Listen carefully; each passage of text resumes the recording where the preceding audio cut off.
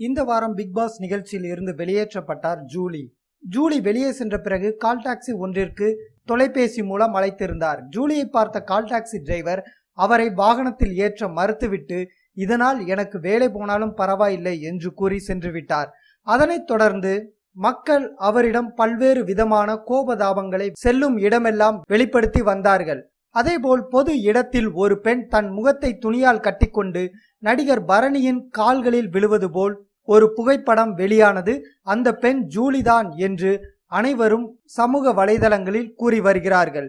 இது குறித்து பரணி தெரிவிக்கையில், நான் சேப்பாக்கத்தில் நடக்கும் கிரிக்கெட் மேட்சுக்கு சென்று கொண்டிருந்த போது சேப்பாக்கம் வாசலில் நிறைய பேர் நின்று கொண்டு இருந்தார்கள். அப்பொழுது ஒரு பெண் என் காலில் விழுந்தார். அது உண்மைதான். ஆனால் அது பற்றி நான் தற்போது கருத்து கூற விரும்பவில்லை. அது மட்டுமின்றி நான் இன்னும் சமூக வலைதளங்களில் உலா வரும் பதிவுகளை பார்க்கவில்லை என்று கூறியுள்ளார்.